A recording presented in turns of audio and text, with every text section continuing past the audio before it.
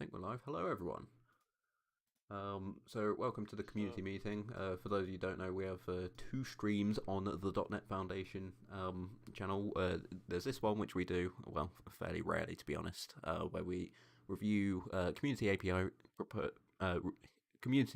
proposals, as well as just general project discussions that are more like a big picture. So like setting the standards, setting what we decide, well, essentially deciding on best practices and the future development of Silk.net. So last time we did a community meeting, it was focused entirely on the complete rewrite. I think the description might still say that. We're not focusing on that today, so apologies. That's probably from the previous stream. But today we'll be discussing some improvements that are slated for the next update of Silk.net. So it will be a shorter meeting than the last one. The last one did go on for quite a bit. Yeah, this is also your opportunity to ask us anything about the project, not necessarily just about the APIs we're reviewing today or the proposals that we're reviewing. Please ask us anything in the YouTube chat or the Discord chat. I have both up, and the other maintainers do as well. Yeah. Hello everyone, my fellow peers. How are you all doing? I'm doing good. Great. Yeah, I'm also doing very good. Yeah. Okay, no small talk. Love it. Where's the? Don't we Well, have how are something you on doing? the projects page for this working group task? Yeah, okay, I see. I Discord. mean, I sorry. Is there something I'm missing? I don't we have something on the project tracker for who we're going to be reviewing? Oh, Yeah, do we? I don't know. We have working group tasks, so I'm assuming that's it. So I've been shoving everything into the milestone, but obviously that doesn't include things that are on the project tracker. Let me just switch screen.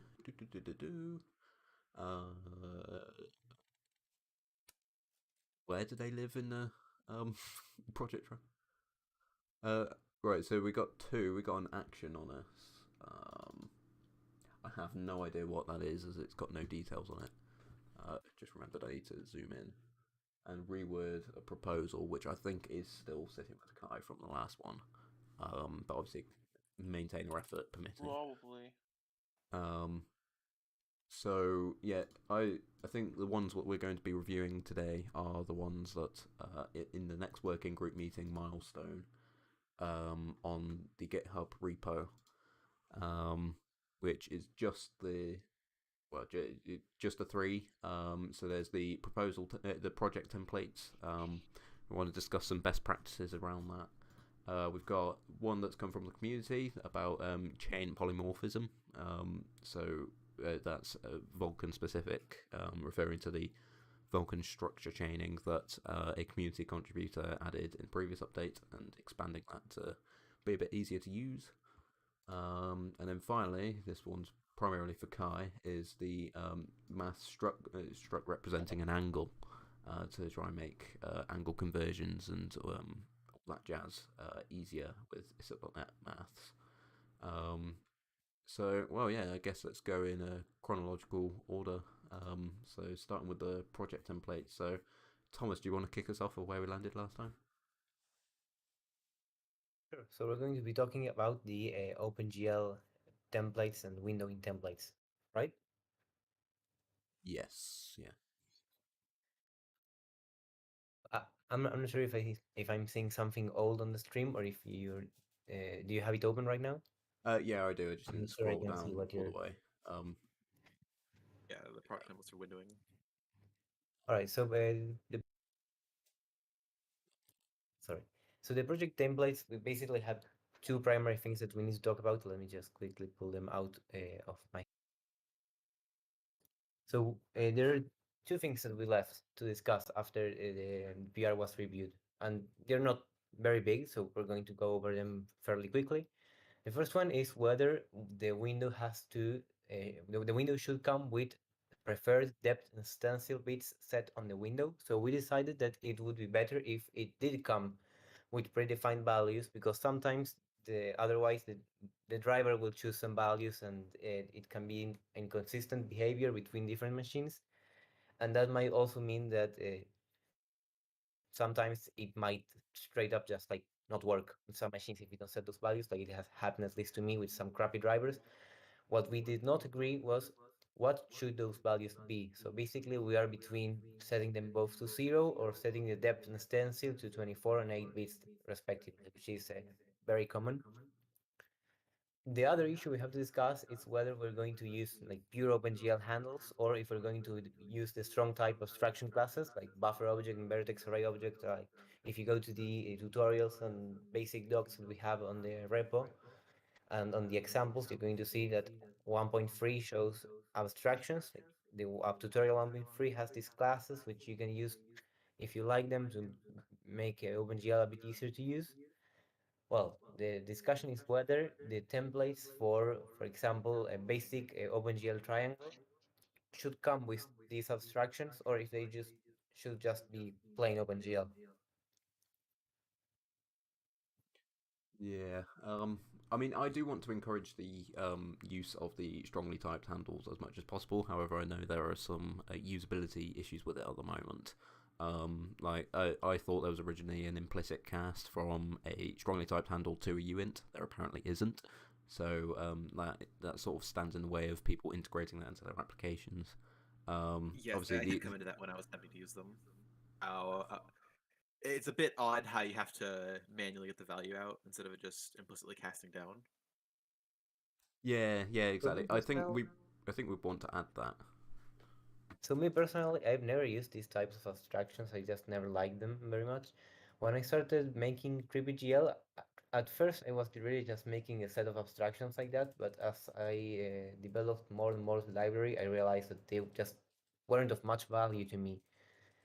On the other hand, I think we should not consider as much how much value the abstractions themselves provide, as much as what are people expecting from a template that brings them a basic OpenGL triangle. Like, do they want something more, or do they just want to see that OpenGL is actually working and that it's actually rendering a triangle to the screen? Like, why would you want a template that brings you an OpenGL triangle instead of just the pure OpenGL with a blank window? Yes, that makes sense. Instead of having a template for that. Um, hmm.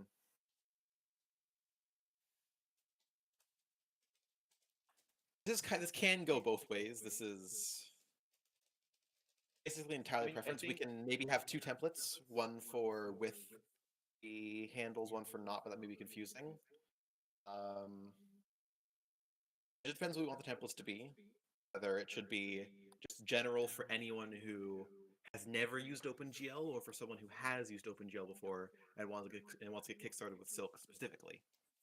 I guess that would depend. I guess that would change what would make more sense here. So that's another solution. We can also just ship both. Like we can have windowing with OpenGL and another one that's windowing with OpenGL abstractions. So if you want just pure OpenGL, you can have the pure OpenGL one with just normal unit handles. And if you want abstractions, then you can also get those. Yeah, but it may be confusing to users to see two different tutorial or two different. Yeah, that's what I was going to say. Yeah, like really, we want to be able to do a .NET New OpenGL, and that's the example. If you have to switch Yeah, between two examples, it quickly overwhelms someone new to all this. All right, I then I guess it's think we just a should balance. go back to discussing what I just said about what are people expecting from a template of this type. Like, do they want something more, like something to start building on? Because if you just get the free basic triangle, like that's not much. You're probably going to delete that and start adding something else. So why would you want a triangle other than just see that it's working?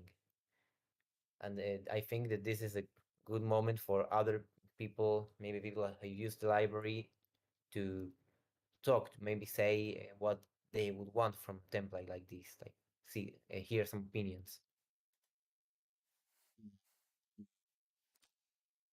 Yeah, I mean, yes, from a high level C# perspective, I will naturally prefer the abstractions, but yeah, it does come back to what we were expecting.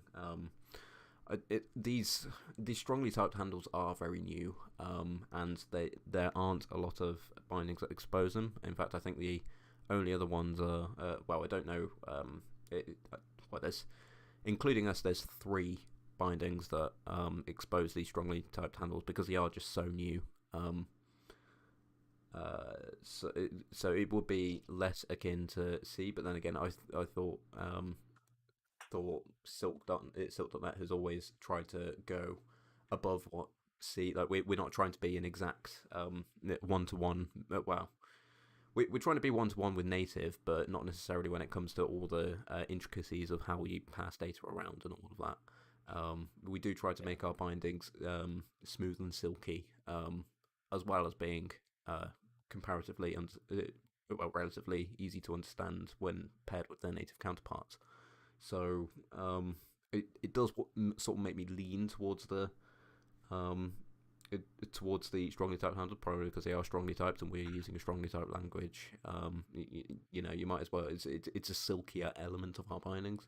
However, you are absolutely right in that it's something different, and I think even some of our overloads, like the create buffer function, for example, I think that will return a uint and not a strongly typed handle. So it does make it clunkier to use. I don't know. I can lean either way. I feel like if we as a working group decide we completely hate them, then we should just not remove them because obviously that will be breaking, but deprecate them and call it a day. But I think in this meeting we do need to decide how we feel about them and whether our users would expect that or want that in an example. Looking So at I think the OpenGL tutorial, if you look at OpenGL tutorials 1.3 abstractions, you can see that it creates its own abstractions wrapping around the uint with more functions like set uniform and such. And that's generally how a lot of people write OpenGL code in a more strongly typed language. Is they have things wrapping on top of the uints to add functions to class, like a set data or a set sub data on a buffer. That's generally how a lot of people abstract over things in C#. And I believe last time I used these strongly typed handles, I don't think there is actually functions on the handles. All right, so that was just what I was about to raise. Like, are we talking about adding abstractions, sort of like what the tutorials have, or are we talking about like Seal.net that OpenGL currently has some sort of, I don't want to call them abstractions because I'm looking like at the compilation of the buffer struct, and it's basically just struct buffer public oint handle, and it's just that Yeah, it's a that's struct what with we the mean by the names inside. strongly typed handles. so I think So we this should. doesn't have any methods or anything. It's just a wrapper around an integer. Yeah. So it's like I think it's similar to what Vulkan does, and so I think we should keep them in general because I think the OpenGL like handles integrate extremely well with how Vulkan works. I really like that because like I have a project where I use both, and so I think it's still useful. So I don't think removing or deprecating them makes much sense. Uh, Adding functions to them is very difficult. It's part of what is slash was planned for 3.0. So I don't think that'll happen like soonish if no one like wants to put in a bunch of time. So, but I don't think deprecating them is worth it either. Regarding the actual question about the tutorial, I think we should just make it like minimal. So just like a triangle should be fine. I agree that most people will just delete whatever's in there, but this kind of follows the same style that the rest of the templates work like. So for WinForms, you get like a basic window with like one component in it, I think. And for like Hello World, like for the console, you get like Hello World printed, right? Or for a library, you get like class one. And like all of those, everyone deletes immediately. But it just shows that, okay, so the most basic use case works and you can build on top of it. So I think that is still very useful. I think many workloads are around built like around using like .NET Watch, for example, which will automatically rebuild the project. So I think that's very nice and works very well. So I think just put in a triangle, you like do .NET new OpenGL, you do .NET Watch, it opens a window with a triangle, you start modifying the code, and everything is just happening as you type. I think that's very nice. So yes, there's a build of like unnecessary code that you'll delete, but I think it's still like worth the code. So yeah, that's like what I think we should just do. Sorry, I got a bit mixed up in there. So I agree with the part that we should at least keep the abstractions. Like if we already have them, I don't see a reason why to remove them or deprecate them. Like they're not something that we need to maintain. They're just dummy code that's in there that at least for if multiple people are using Silk, then they can easily more easily like, make their code interoperate without having to convert between different types that are just wrappers around the integers. So at least leaving them there is I don't see any harm. I lost you a bit on what you meant with the other thing. So regarding the tutorial, or like the template, sorry, Yep. I think we should just make like a very basic like triangle app. So I'm not sure what else you'd want to do, but I think having the bit of like boilerplatey code in there that like draws a triangle that you will likely delete as a user is still good, just to show that it works. Yeah. So we do have that. It's just whether that code should use the strongly typed handles or not. Because the template at the moment is the Silk. It is a GL triangle. That's all it is. Yeah, it's basically a minimal triangle. Yeah. Yeah, right. So I think that's good, and I don't. I mean, like I don't have a preference on strongly type versus you in the template. Because like it's not that much code, from what I've seen. So like if you want to change it, you can just change it.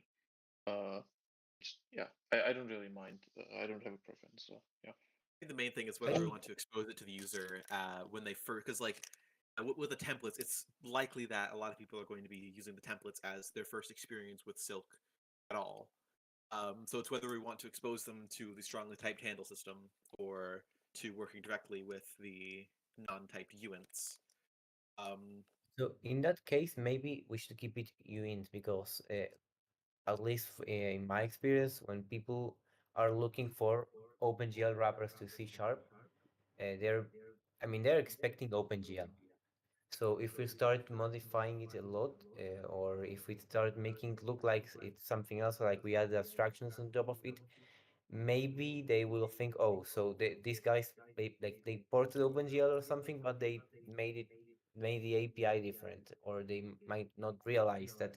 Yeah, no, it's just some extra things that we add on top of it. You can also not use them. So if people are expecting pure OpenGL, maybe that's what we should give them by default. Yeah, it just really depends on what we want to expose to first-time users of the library, whether it be a bit more of a abstracted experience or just the raw OpenGL. It just depends on what we really want to advertise as the starting point for jumping off. I think at the very least, if we do make a decision for the templates, it should be followed in the tutorials. Just to keep consistency. Perhaps with a note in the tutorial stating, also use uints here or something. So the tutorials start with using pure integer handles, and then they switch to abstractions. So Yeah, they basically, have their own they start abstractions with which something have basic, uints and then inside. they start building more on top. And I don't think that's wrong. Like using the abstractions there, it simplifies the code slightly. But because they're not using just the strongly typed handles, they're using abstractions. Yeah, although when it comes to abstractions, that is a bit less on the simple template side. The template is mostly just to show here's how you run basic OpenGL commands, create a window, and how to clear the screen. Just simple stuff to get you started, which may be confusing to a new user, like the fact that we swap buffers automatically for you, or stuff like that. That can be confusing for new users who may expect to have to swap buffers on their own, or may expect to have to manually load the function pointers if they come from some other In language that where they have case, to do I that. would leave the templates as they are using just integer handles because we don't want to add additional code if all people are going to use those four is basically check that it's working and see how to use things like, well, as you said, oh, look, I don't have to swap buffers, it does that automatically. So Yeah, if we add, like, if you start a template and see some extra classes and all you wanted to know is how to make a minimal window opening, it might be a bit overwhelming or feel like you're using bloatware in your project. yeah. Perhaps the template can link to the tutorials or can link to some page explaining the handles, like at the bottom or the top or something, just to give a basic overview just from the template. Like at the top, you could say That's something a very like, good idea, actually. "See here to have a tutorial for how to do more with OpenGL," as the basic template should just get you started and have something on screen at the very least. But I think it's best not to expose the abstractions just as a first thing someone sees with the interface, as it may cause confusion. If, for example, someone's coming from C and wants to write some C# code, they're probably going to be used to using the just raw uints. Or if someone's just being exposed to OpenGL and is recommended a tutorial like learnopengl.com for stuff like instancing, it may be confusing to them to come look at Silk and see the template has non-uint types, as it may not be clear that you can use uints alone. Yeah, I agree. Also, we have new OpenGL tutorials, which Rolly has been working on them, and they are pretty good. So yeah, Yeah. we could link to them once the website is working properly. Yeah, it would be good to think, personally at least, the best option is to have the uint handle or have the non-strongly typed handles in the template, and at the top link to a page with a tutorial and maybe a page explaining strongly typed handles, what they are, how to use them. I feel like having that be on a separate page, not in the main example, would be good for newcomers. Because if someone is wanting to learn more, they're probably going to look at the links at the top and see, and they'll be able to actually judge whether they personally want to use the strong handles, because it's a very, very polarizing thing. I personally don't mind them, but since I have my own abstractions over OpenGL anyway, I don't need them. They get a little bit in the way in their current state. They don't implicitly cast down into. Yeah, I think just for just a general first view of Silk, I think it should use uints and just something explaining the handles and the tutorials. I feel like that's just the best option, as it prevents people from getting confused at the start and makes people aware of the idea if they go looking for it. All right. Anyone else? Should we If everyone move to agrees with that. the depth stencil issue? But yeah, depth installs. Should we move to the depth stencil buffer bits issue? Alright, so this is a relatively simple one. So as I said before, we decided we should set the preferred depth and stencil bits for the default frame buffers on the window. So I think currently they're set to 0, 0, respectively. However, we should discuss whether we should actually turn them to 24 and 8 for depth and stencil respectively, which I think is actually a good idea.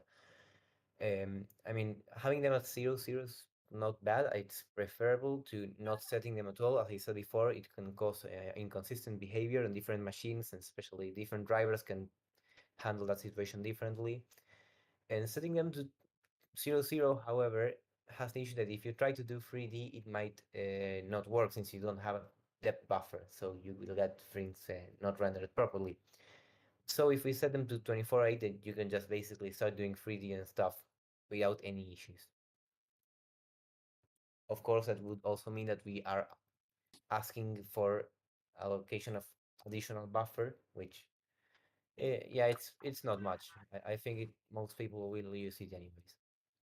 Yeah, I don't think the allocation of the additional buffers really matters. I don't think it'll cause problems for anyone if they do exist. Yeah, they aren't needed for every case. Like 2D, you don't really need a depth buffer. Perhaps I think by default it should probably be 24/8 because someone coming new to OpenGL, especially new to Silk and OpenGL, may have trouble understanding like why won't my things render because maybe they're using learnopengl.com, which I believe just uses raw GLFW, and so they may be confused trying to replicate the same thing with Silk, as it's unclear just from a newcomer how to set properties So on a window. you start to have a looking at why is it not rendering, what the hell is depth buffer, and why do I have to set it to 24? Just set it, and if you can, we set it to 24, and it will work for them, and they can learn that later when they are more accustomed to what they're doing. Yeah, I think ideally these templates should be just for beginners to Silk, and if someone's new with Silk, they're very likely to struggle with things like windowing system, parameters, like window options. As I struggled a lot with window options when I was first learning Silk. It's a very, very different way of handling an API to how a lot of people are used to it in C#. Especially if you come from something like XNA or monogame. It's a very different way of setting the parameters. As in monogame, you have this graphics device thing, which you can set properties on and such. I don't think you even can change the buffer bits. Correct me if I'm wrong. I think just by default it should be 24/8. And then maybe a comment saying this may not be required for 2D, or perhaps just a comment linking to a page explaining the depth buffer and stencil buffer. Perhaps just I don't know if we linking. should add a link like on the template, because if we just start adding links all over the template, then people are going to create a new project, and if you already know what you want to do, then you're just going to have to delete those links because all you just want was the code to open the window. But I think we can all agree that 24/8 is better. Yeah, Percy also left a comment back I think the default behavior should back just in be started in 2022 when this PR was first made, saying that he also thinks it should be set to 24/8. I think his opinion has not changed. Yeah, I agree. I'm still team 24/8. I think the point on the links, it yeah, it is one more thing they need to remove. But what's one comment among probably a 100 line tutorial? They're going to be deleting it. They're going to be deleting it anyway. It's you're worth going to be noting. deleting a bunch of code. You're going to be deleting it in bulk. So A single line isn't probably. No, but the templates are pretty clean. I mean, if you just get the Silk empty window, it doesn't have a lot of code. If you're just looking for the window to initialize, for the code to initialize a window, then you don't really need to delete anything. Like, it's very bare bones. Yeah, So I it's don't worth want to noting. start adding a lot of comments if people are going to have to start removing them. Yeah, it's worth noting. It is Originally, a balance. we were going to have like 3 sections on the website. We're going to have a OpenGL tutorial section. We were going to have a deep dive into windowing and input section. I'd say windowing and input, all of our high level libraries that are in addition to our binding. So that would include maths as well. And then we were going to have a miscellaneous section called tips and tricks, where it will be literally anything else. For example, that's where our experimental feed documentation lives and our frequently asked questions. Again, the website is very bare bones. This can change, but I think it would be just 2 links, like one to the OpenGL tutorial to find out more, and then for some of the advanced stuff, it would be a link to, I don't know, the windowing a section, a page in the windowing section. So I'm honestly not fussed in adding a comment or two, because there's enough code in there anyway that they'll be removing in bulk. So, there's no difference between a control A with 61 lines and a control A with 63 lines. Yeah, I think there is a point where it does get a little bit excessive, but I think at most 4 or 5 comments isn't going to cause problems. And it does help remove confusion for those who are looking to use these templates as a jumping off point aren't just going to delete it. I think the default templates even have a comment at the top that says learn more about the templates at the Microsoft documentation. Alright. Did any of you check about like machine support, about like depths and stencil? Because like what I'm like seeing like online is that there's usually support for 24 bits or at least 16 bits, but then when you mix in stencil, it gets worse with compatibility. I'd really rather not add things to the template that make it unusable on some machines. Maybe it should default to a lower value. Like stencil buffer isn't used by a lot of things, although yeah, maybe it should be 16.8 instead of 24 bits. 16 the bits problem only. is if you set it to 8, I think I'm not sure how the window backend handle this, but it might also error, and then also then the user has a preset and they don't know that it's there the option. Is there even a way to like catch these kinds of errors and put a good message? I don't think either GLFW nor SDL really expose errors for invalid. Yeah, it will throw a API specific beat exception. through, So and for then SDL, it will throw an that's SDL also- exception, and GLFW will throw a GLFW exception. Yeah, I don't think. I've had problems with this before, where it just dies with the wrong settings. I don't think all platforms throw a pretty message when that happens. I think it just throws unable to create window or something along those lines. Yeah, it is best effort. We do have that functionality. For example, there's a throw error function in our SDL bindings, and likewise, Yeah. GLFW, the GLFW provider automatically binds an error callback that will throw an exception. But that, well, I believe that blows up on anything other than Windows. So it's best effort, but we try. Yeah, I think a lot of it is So going to I'm be. looking at the templates right now. Only the triangle one has the preferred depth and stencil buffer bit set. I think we should set them on all of them, right? Yeah. Yeah, Just I make agree. sure. If we decide So, something, it should be applied to all of them. So GLFW just defaults to 24 depth and 8 stencil, which is I think what Proxy suggested.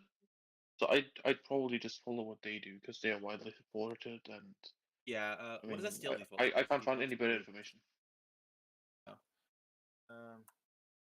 I believe actually some platforms do have their own like preferred bits for defaults.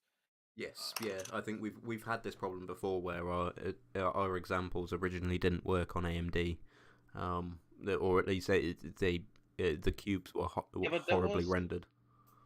That's really a bug though, because GLFW will by default do 24, but we always said don't care, which GLFW will assume to mean you want the driver to decide and not GLFW to decide.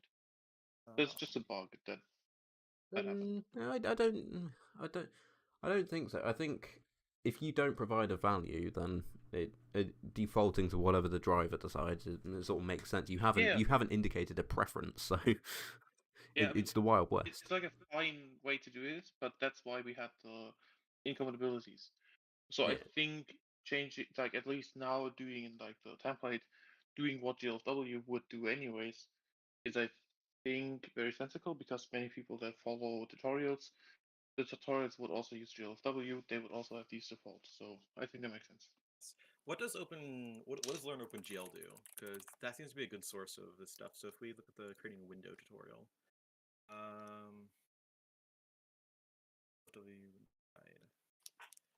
yeah, because if they specify 24 bits, 8 bits, well, they don't specify at all. I'm not seeing a. Yeah, they just use GLFW, and GLFW will do 24. Oh, I see. Like GLFW will always request 24 from the driver, regardless of what you like say. Like if you don't say don't care, it'll always do 24. I think we should probably just do what GLFW does then, because if there really was a big compatibility issue caused by Learn OpenGL not specifying, it probably would be noted on the page, but I'm not actually seeing anything on the page regarding buffer I mean, bits. I think GLW is so widely supported that it really doesn't matter. Yeah, I think we should just do what GLFW does, and maybe maybe on the page that explains the windowing stuff and the sections specifically dedicated to the depth and stencil buffer, it should elaborate about why it doesn't work. If you do get an error or something along those lines, maybe there's some specific way to tell, like some like just grepping the error details or something cursed like that to tell specifically about which is causing the problem. But I think 24.8 is going to be a good default that won't cause problems for a majority of devices. Also, won't not cause problems. Or no, won't cause problems. Yeah, won't cause problems relating to window creation on just a majority of devices. If your drivers don't support 24.8, it probably doesn't run just standard GLFW apps anyway. That doesn't happen, honestly. So Yeah, and I think it is just safe to do it because other large windowing things assume 24.8 is supported. So I think it's safe for us to do that too, just so stencil and depth both work. And yeah.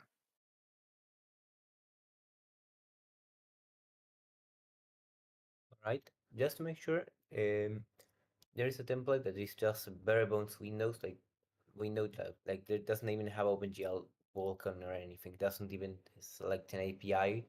It's just a window with a title. We add the preferred depth and stencil buffers to these two. Like even if it's just the most bare bones things, we also add this option, these defaults Oh, I don't think on so. this template too.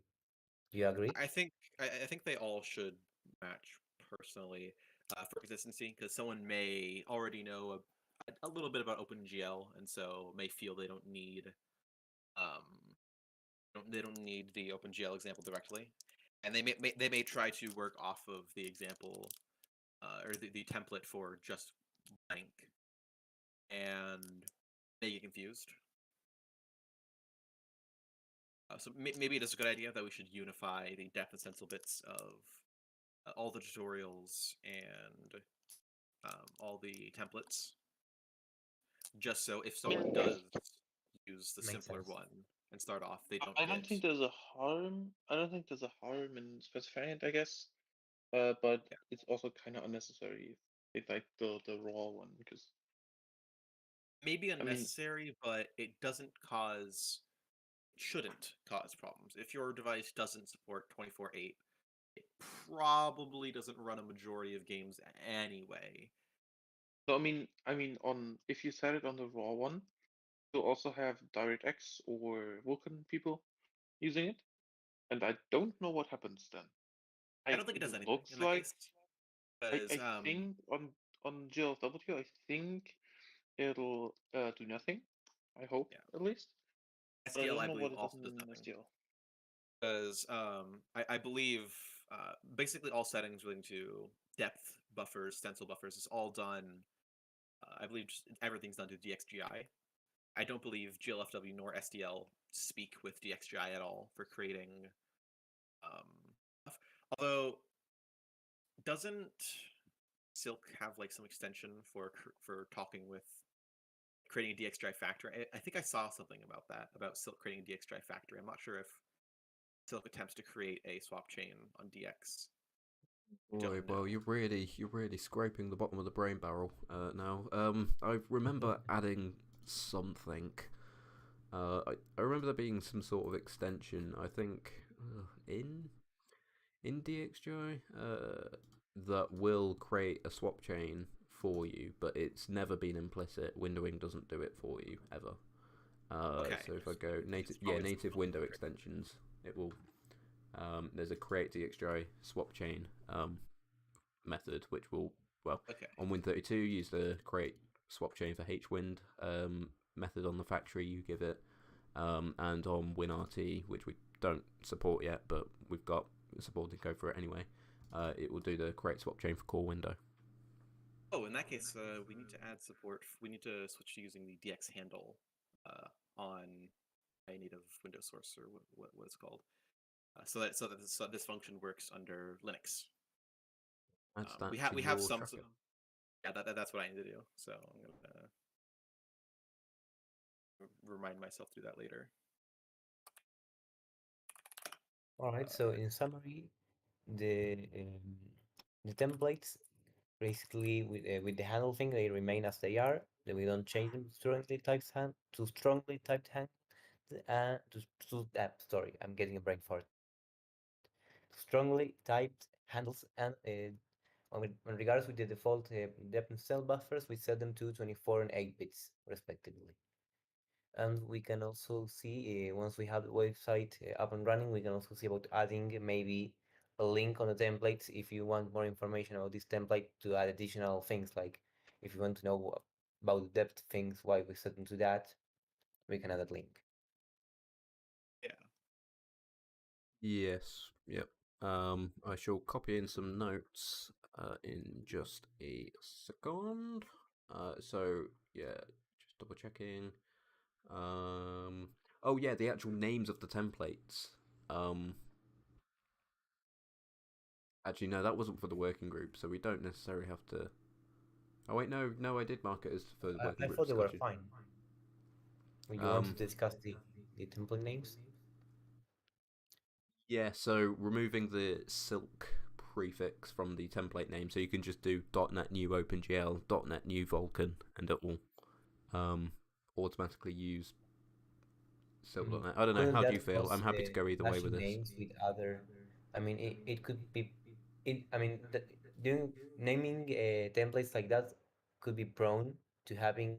If you have like multiple packages with templates installed, it could have name clashes. Yeah, sure, but do we I think care? it's not a I mean, bad if idea you're to. using OpenGL, use Silk. Well, I think yeah, but I think just window unfortunately, is. I think just the name window is a bit too vague for template, because there's a lot of templates, and I tend to accrue templates on my machine. Maybe not everyone does, but I accrue a lot of templates on my machine, so it's possible just window alone. Oh yeah, I agree. I name agree. conflicts. Silk window should still have the Silk prefix, but I'm more specifically Yeah. talking about the Silk GL triangles. That's a lot to type. So so yeah, maybe but if just we make maybe it just just silk a GL. triangle, I feel like that would be inconsistent if we're going to have one named Silk window, but the other ones don't have the Silk prefix. Like, I think we should either have them all with the prefix or not. Yeah, for Just for consistency, I think consistency. maybe silk GL triangle or silk GL. Just maybe silk GL will just implement just a So blank. that's so the naming right now is Silk window, Silk GL window, like everything. Like, I'll just copy.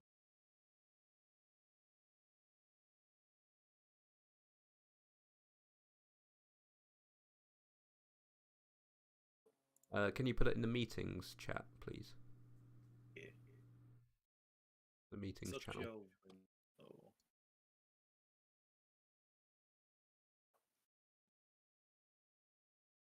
That way it pops up on stream as well.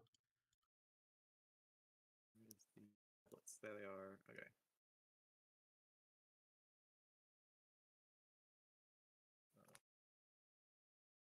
Silk GL window, which So- is just okay.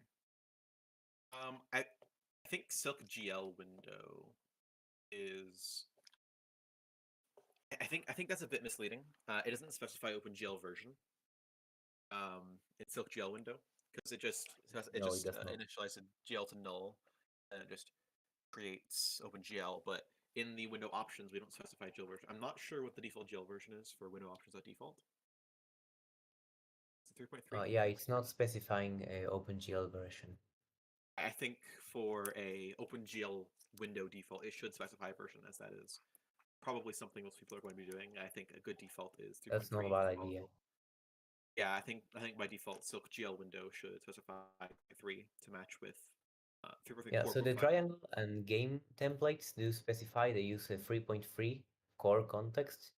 So I could just copy the setting on the window options from that template into the others. Yeah, I think that's a good idea. Having everything specified.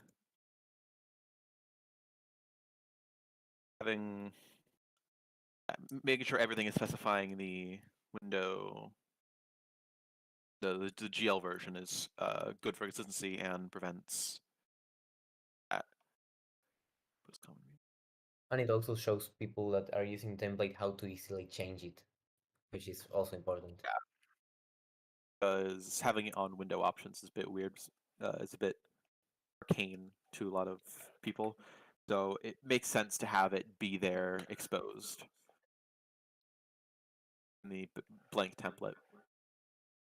I think just Silk GL should go to Silk GL window, and then Silk GL triangle, or just Silk GL try. If you could do aliases, just Silk GL TRI. So Would be an instead of Silk window, we could name it Silk. Instead of Silk GL window, we could just go Silk GL. And then Silk GL triangle and Silk GL game, they can just stay as they are. I Yeah, personally, I mean, I Silk put this on GL the pull request originally, but I personally feel like combining GL window and GL game, primarily because, well, as far as I can tell, the difference is like basically 2 lines, and it's that GL game creates an input context, whereas GL window doesn't create an input context. I feel like it'd be pretty and common also that if you, sets viewport. I It don't know how. does game set viewport and not or not window. I feel like. Oh wait, that's weird. There's a disparity between game and window. Game sets GL viewport on load for some reason, while window doesn't. I'm sure that's not intentional.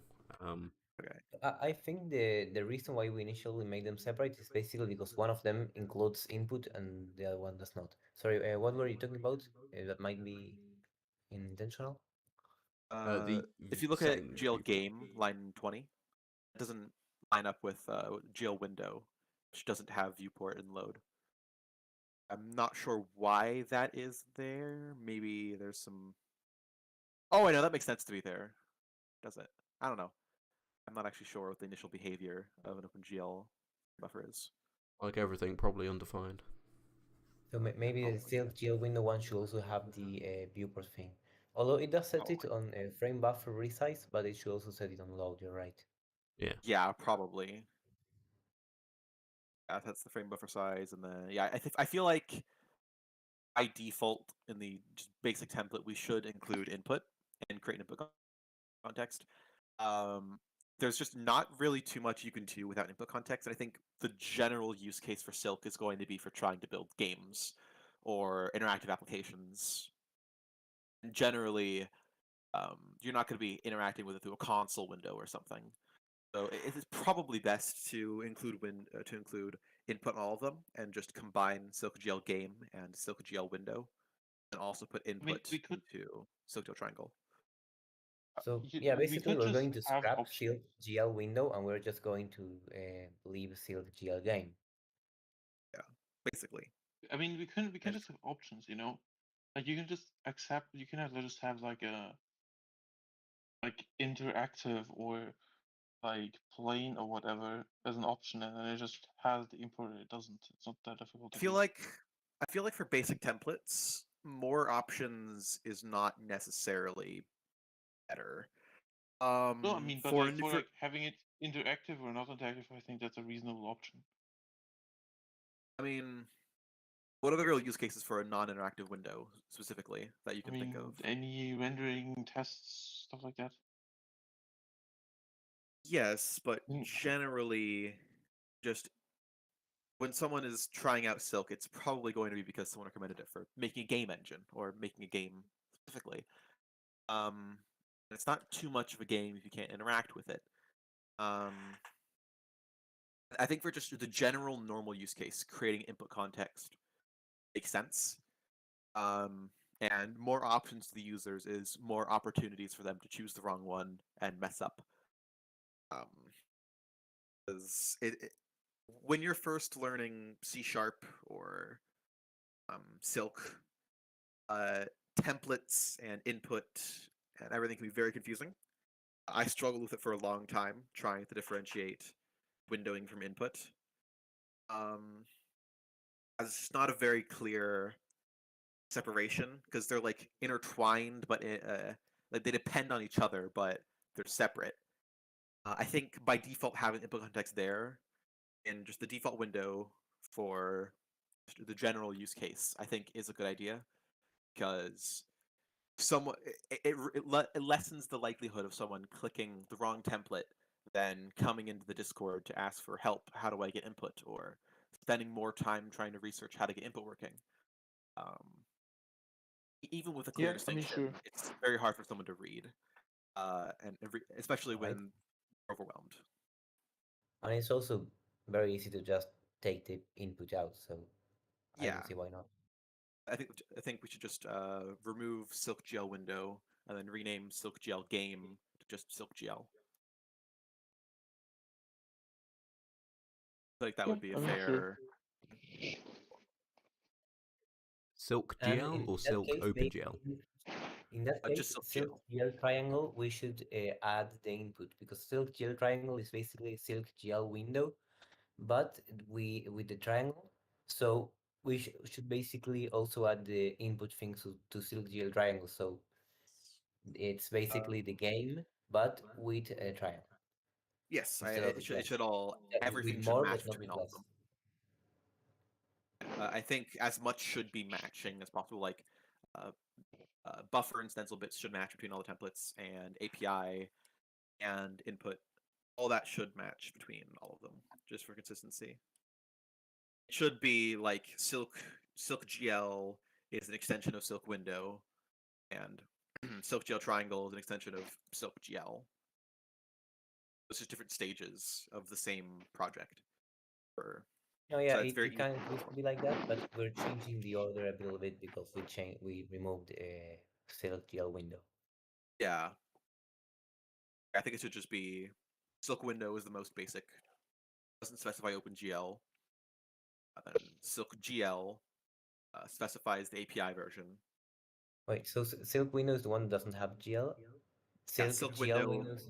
Wait, are we going to we're going to rename them? Yeah, Silk Silk window. GL Are we going to window. rename it just Silk, or are we going to Silk. leave it? That's a good question. Should we? That's actually a good question. I'm not sure. Silk Window, Silk GL, Silk Triangle. Yeah. Name Silk Window makes sense. I don't think we should just have a blank Silk one for clarity. What would we put in? what would we put in that template?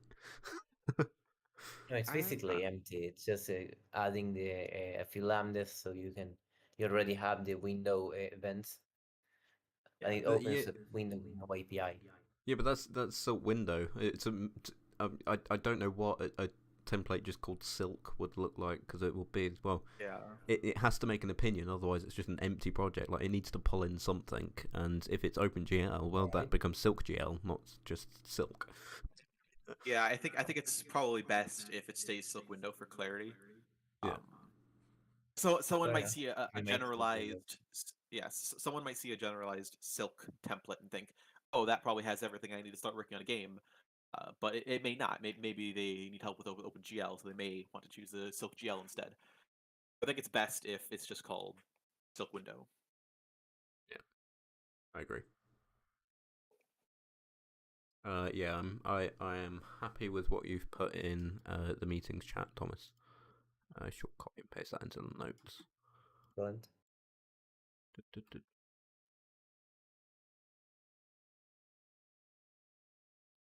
Right. We can move into other issues if you want to. I think we're done with this. Is that everything with the project templates? I'm just looking through.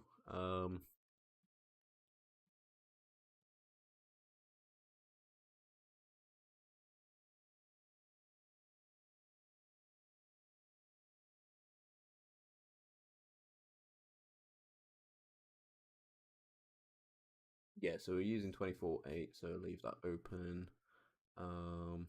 Right, I've copied and pasted some notes into the into the GitHub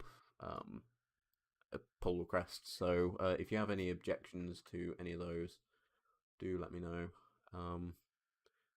So yeah, I guess we can move on to chain polymorphism then.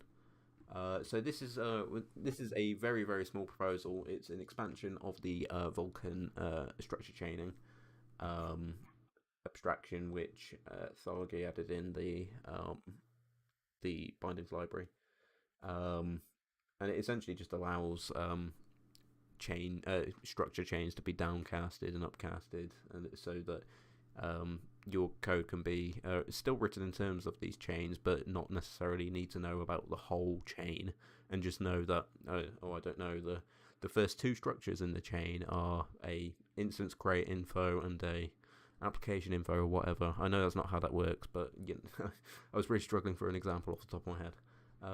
Or for in fact, yeah, I can't think of a better example. So yeah, again, it's very simple. It's essentially just adding interfaces to the chain classes, and also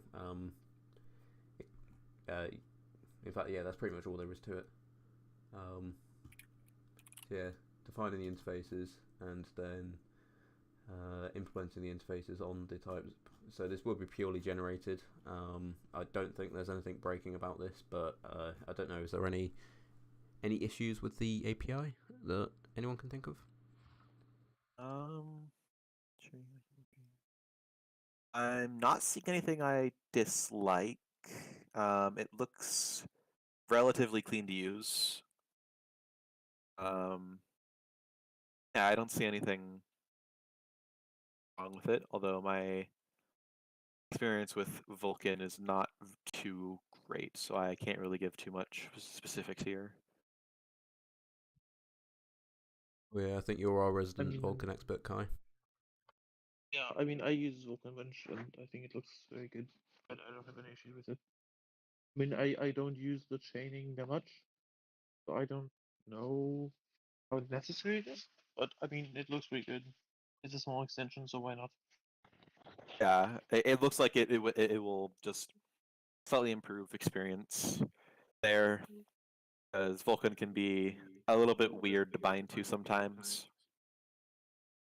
Like just from my limited experience with using the silk bindings, or just Vulkan bindings in general with C#, it can be kind of weird to bind to and a bit weird to wrap your head around. This seems to improve it a decent amount. Yeah, I mean, it's pretty good. Cool.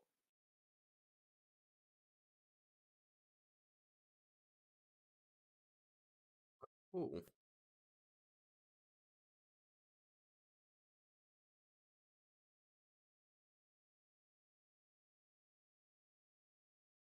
So the next one is a issue. It's not a formal proposal, but it sort of makes sense to review it now. This one is on the Silk.net Maths library and adding a structure that represents an angle with some helpful APIs on it that help with converting and doing calculations with angles or degrees or radians, sort of abstracting that away. I don't. This really isn't my area, so I don't know if anyone has any comments or if anyone wants to jump in and take us through this proposal. Yeah, I agree with you. Yeah, feel free. So I think it's like a decent idea. I'm not like a huge fan because angles are simple. Usually, most like engines will have like one way to do it. Not that many use like degrees, but I do definitely see it for like some areas, especially when you have to interface with the user a bunch. People generally prefer degrees, so I can see it. I think we should generalize it over scalar.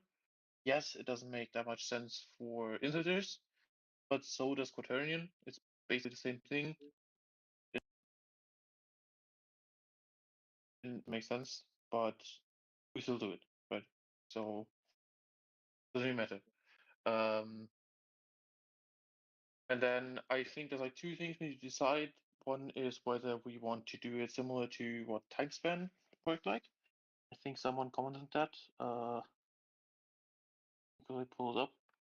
Yeah, someone commented it's like somewhat similar to what time span works like, where it's like we could do like total where it's like unbounded and it would just do like if you add to it or if you initialize it with like 1 million degrees, it will just tell you that. And then there's the normalized version. And then we need to decide what normalized means for us. So either 0 to 2 pi or minus pi to pi. Personally, I think doing minus pi to pi is a bit better for floating point, but it is a bit worse for integers. I don't think caring about integers makes sense, so I personally prefer minus pi to pi, similar to degrees. I think for consistency, we should then do minus 180 to 180, but I don't know. So yeah, that's basically one way we could do the API, and the other one is basically to simplify it a bit and never consider any unnormalized representation and always normalize. Given how cheap normalization is, I think this is viable also because I mean doing like one mod operation is like extremely cheap. We don't really care.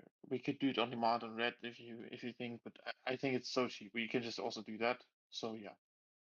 It's basically a matter of do we care to keep track of how often you went around in the circle? I don't think so, but yeah. I feel like there is some case for that, but it's not a generalized enough case for it to really matter and need to be kept track of here. I think for float accuracy, it's probably best if we keep everything from a minus pi to pi representation, as floats are more accurate the closer you are to 0. But it's probably best if it's minus pi to pi rather than 0 to 2 pi. Yeah. That's my thoughts Do on it, at you least. agree that we should then be consistent and do like minus pi to pi and then minus 180 to 180? Or do we do minus pi to pi and then we normalize up to 0 to 360? Generally, in most cases, you're not going to be storing degrees very much in float form. Generally, all your math is going to be done in radians, and you're going to be converting to degrees only from user input. And generally, pure integers, degree values, don't really get hit with inaccuracies.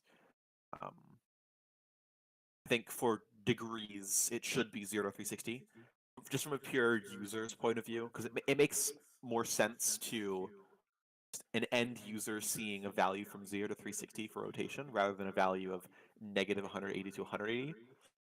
But for the internal representation in radians, it does make sense because a developer is probably going to be the only one seeing radians, while the end user is probably going to be seeing the degrees representation of the angle.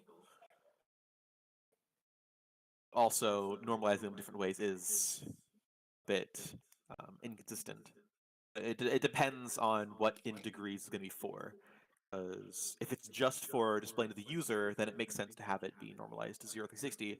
But if it's going to be used for math specifically, like someone's going to be turning into degrees specifically to do math on it, and it makes sense to do negative 180 to 180. It just depends on, it really Yeah. depends on what the user is going to be using the degree I representation mean, for. it's very like I think it's just very simple to convert between the two, so we should do whatever is the common case because all of these operations are extremely cheap. All of these operations are very easy to implement yourself. Yes. I think we should just do what's like simple and the, like the obvious thing. you would do. And then also I think basically all of these like ops would be inlined by JT. So like even if we internally go up to 0 to 360, if you then immediately go back down to minus 180 to 180, I don't think there would be performance penalty either.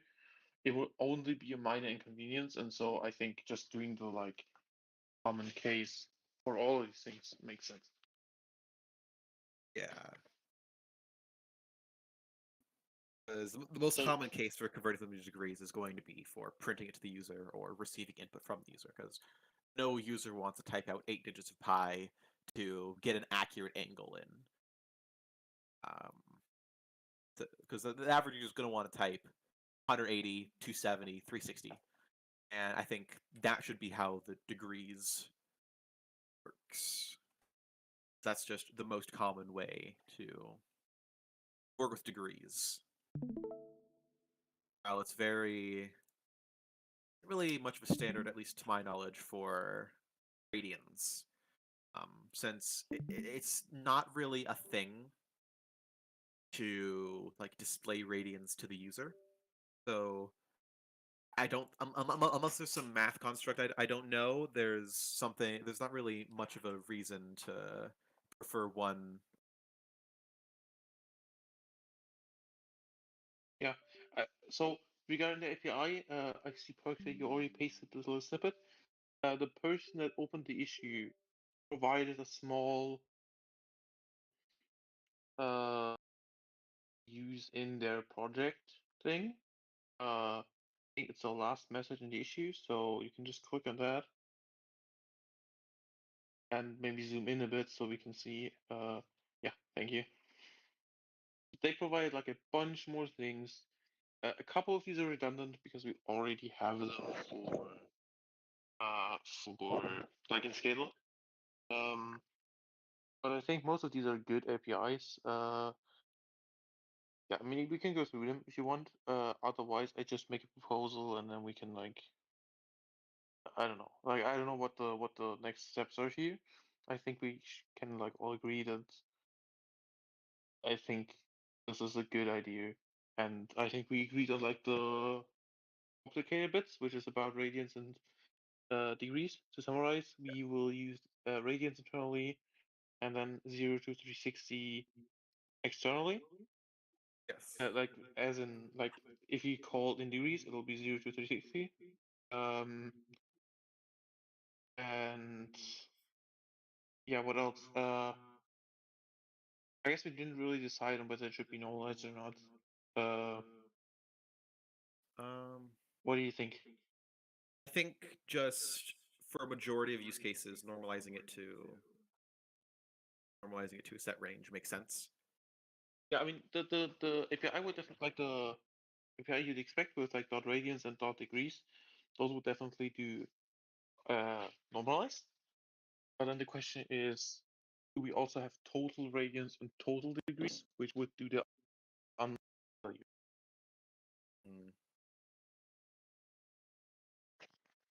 So I don't think this is a good idea. I don't think it's needed, and I don't I like if you really need this, just make yourself like your own. Yeah, I think class. it should cover the general use case, and if you do need it, then you can either extend it or just create your own. I feel like that's a Okay, so we've only degrees and radians. Those are normalized to respectively minus pi to pi and 0 to 360. And we don't expose any other APIs like for conversion. Yeah, and then like there's a bunch of APIs that we should probably add.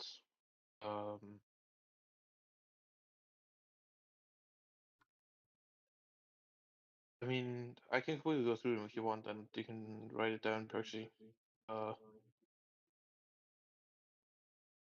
What do you think? Yeah, I'm happy with that. Yeah, I think to get it in get a formal proposal in that will give us a clearer idea. But I think generally we're all happy with this. It seems. Cool. Cool. Any objections to the notes? They're not as big as the other, well, other issue, as the other one passed with flying colours. No, I don't think so. Looks Don't good. have any objections. I think that is it, unless anyone has any questions or any concerns they want to bring up while we're all in this forum. Any updates or literally anything at all. Not necessarily related to what we've discussed today. It could be anything to do with Sultan.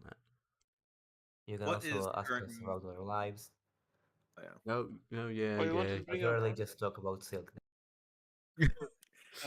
What is the current main blocker with pushing an update? So we're still waiting on the .NET Foundation to give us the Azure resources. They have said, yeah, we're fine with it on paper, but we need the actual VM created. I think I'm going to chase up Chris about that. Well, on Monday, hopefully, if I remember. Yeah, but I mean, when I say stuff like that, never trust that I'll actually do it. So please, someone remind me on Monday, and I'll send an email. As it currently stands, we've got access to the resource group, so we could, in theory, make it ourselves. But I don't want to just jump the gun, and so I do want to double check that. Hey, can we create this? But yeah, we've got it agreed in principle, so we'll set up the CI runner. I think there might be some issues with the sign service on the radar, so that might also be broken. Or at least I've heard other projects have been reporting that it's broken, so that could be another blocker on our radar. But we'll see what happens when we try to release. Also, the native library CI run still seems to be broken. I was assuming it was a temporary run out of storage with the CI runner, but it seems to be a larger issue. Just the past week or two, the native runner has just died. Yeah. I- On an I'm unrelated really note, not did sure that about that. scalar as pull request ever get through? Because I think it's breaking mono at the moment. Yeah, I think we're still hitting the mono bug. You can try running CI. Seeing if it's fixed in some update. But yeah, I'm fairly certain we're still killing mono here. I Oh, also mono. wanted to ask about. So, do we still use I forget what it's called, the open managing stations? Do we still use one? But I guess sometimes get some. I don't know.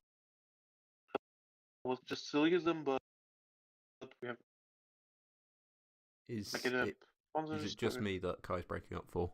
Yeah, I wasn't going to say anything unless someone else said it. Can you repeat that, Kai? So I'll just Or type at meetings, yeah. check on seconds.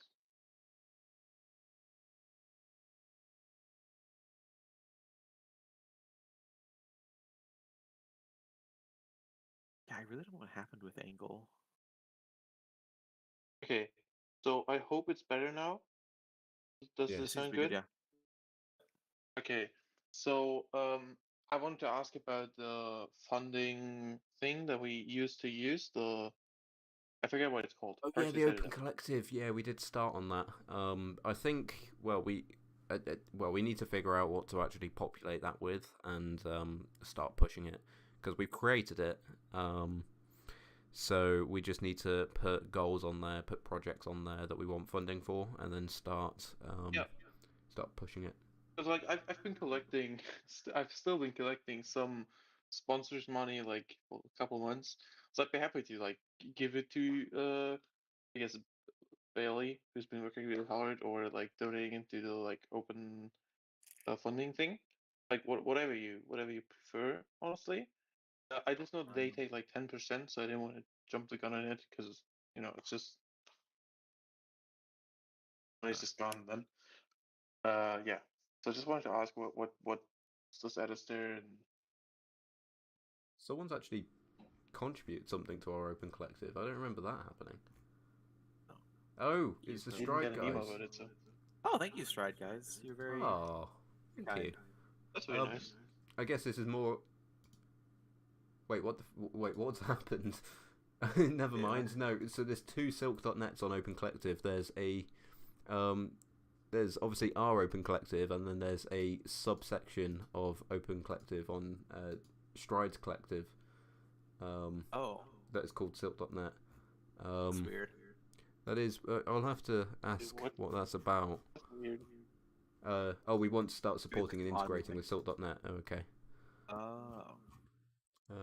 Let me pull up ours real quick. Open Collective.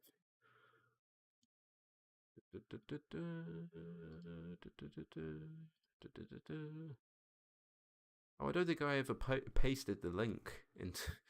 That's not helpful. Okay, That well, banner is oof. Silk.net. Oh, what? Oh, there's ours. There we go. So yeah, our Open Collective is pretty damn empty at the moment.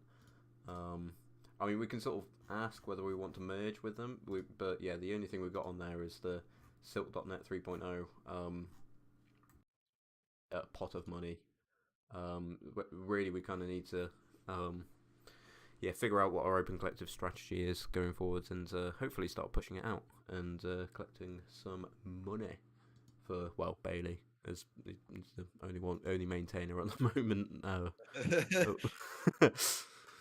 don't even know what I do with the money. I got all the development. I guess.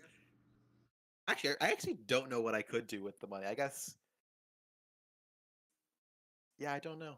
I don't actually need it right now. I guess. I mean, honestly,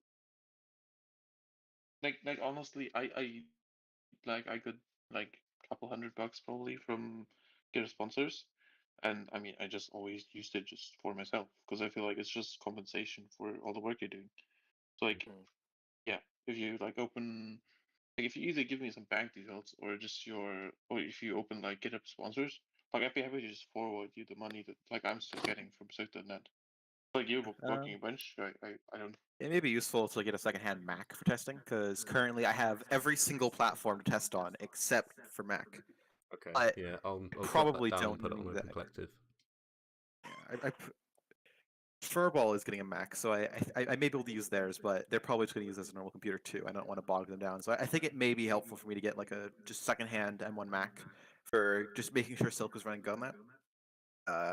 Because ARM support on Silk, my knowledge, isn't very well tested. ARM Windows just doesn't work right now without some hacks. And ARM Mac, I don't think we have CI tests for that, or really much usage to my knowledge. I don't know how many users are using Silk with M1 Mac, so I do want to get some proper testing done with Mac. I also want to try to get some CI running, just for some basic stuff on Windows ARM 64 too. I want to get ARM support better with Silk, which is one thing which the money would be helpful for, is getting a Mac so I can have the We full can- development suite. Yeah, I mean, first of all, we can probably invite you to the Open Collective, so you can just put on whatever you want. But also, I guess we can put either like ARM support or um specifically Mac support in it all up there for like Yeah. nations, and then yeah.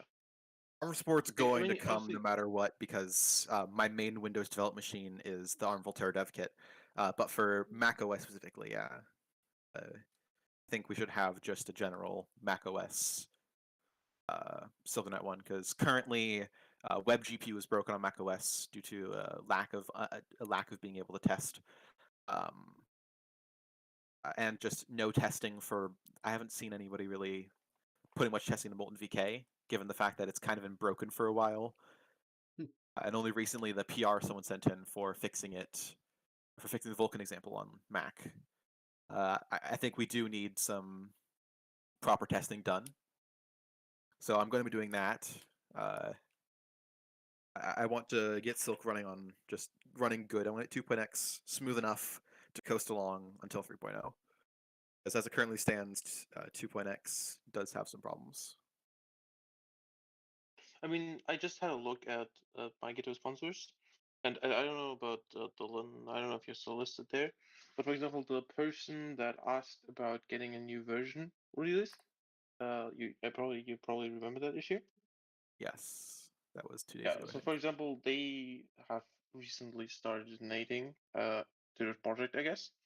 So yeah, I mean, for example, you could just like if signing is broken or you need like the machine, you can probably just use it to pay for that. Yeah. I'll just DM you later and then we can Yeah, we can talk about it like later. see. Specifics. Yeah, I just to get a general view of what's the plan, and I guess there's no like current open collective.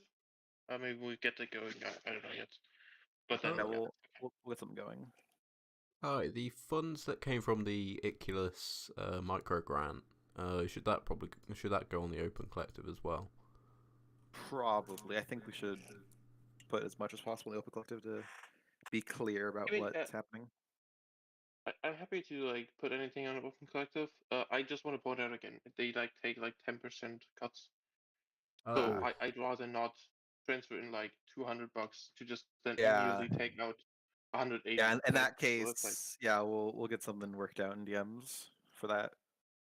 yeah. Well, I think the .NET Foundation was originally going to come up with something because they do have their own fiscal host on Open Collective. But when I spoke to the former executive director, they said they were trying to move away from it because, well, obviously projects being able to make their own payments in the .NET Foundation's name is rife with fraud, and they weren't comfortable with it going forward. So that's why we had to do the It's Open Source complicated. Collective. They did say that they were looking into a new platform. However, all expenditure would need to be approved by the .NET Foundation, which, if the Azure resources are anything to go by, is not a good thing. But yeah, the host fee is 10%.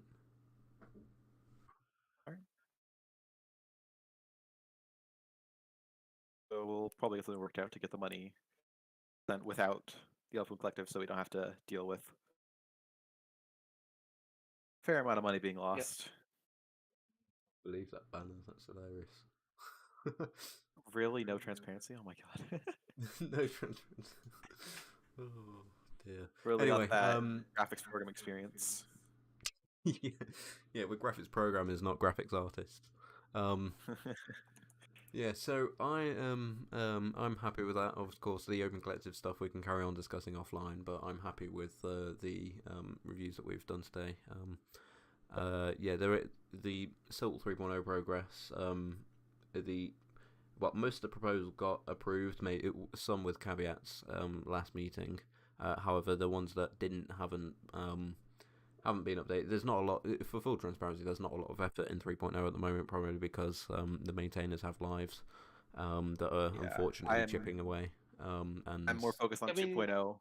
Yeah, which makes sense because we need that, and we need to keep that smoother silk while we wait for 3.0 to kick off. Yeah, I mean, if you care about like an update over 2.0, it's basically like I got a job like several months ago, and I'm pretty settled in now, so I might just start working on it again on like the weekends. I think we're pretty far into. Yeah, last I look at the code, you did get decently far in the generation, so it shouldn't be too much time to get a basic, like just getting GLFW to generate something so we can actually implement windowing and get stuff kicked off. Yeah, exactly. And like I was looking into like making proper issues about what still needs to be done, and then I was also looking into like how we can like get like hopefully we can get like some community engagement there to like help out with like making that happen. Because it's still a bunch of work. Even though it's much more organized. But yeah, we'll see. We'll see. I'll probably start working on it on weekends soonish.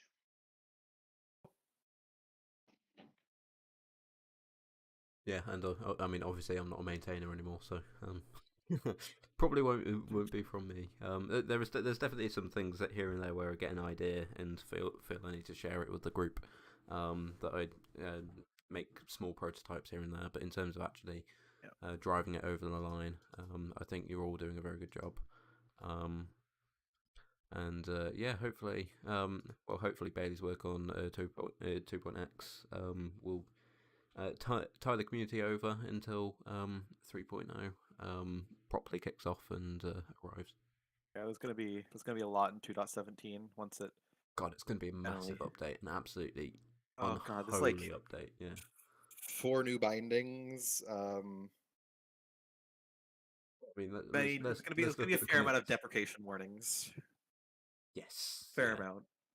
So but we've got the OpenGL most of the changes have been tutorials. done for the improvement of the usage. Like, for example, a lot of uints, which were just bools, are now changed to our bool 32 type.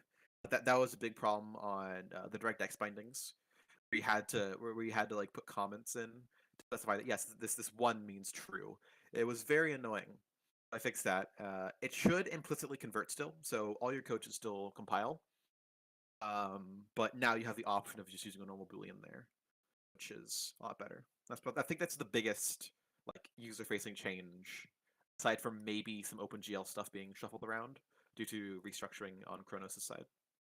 Yes. Yeah, upstream breaking changes. Yeah. So yeah, what we've got D3 11 on 12. We've got all the com pointer stuff. That's gigantic. The com pointer stuff. Yeah. Be a web GPU with both DON and WGPU extensions. WGL bindings as well that I originally intended to use for WPF support, but then have Direct 2D now. Oh, yep. Yeah, that was community contributed. There's finally some working samples and example, or not samples, but there's finally some working prototypes for WASM support, which is currently blocked upstream, but I'm working on getting that unblocked.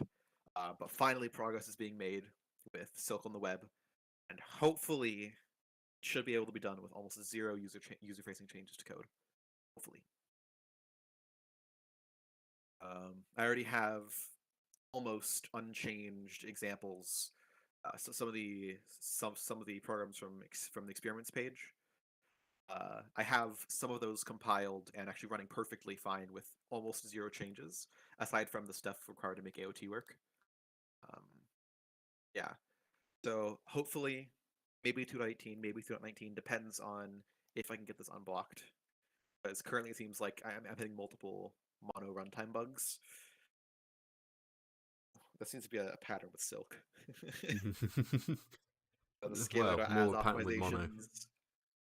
Mono is not very fun to work with, but yeah, there's progress being made on a lot of stuff with 2.0, 2.x.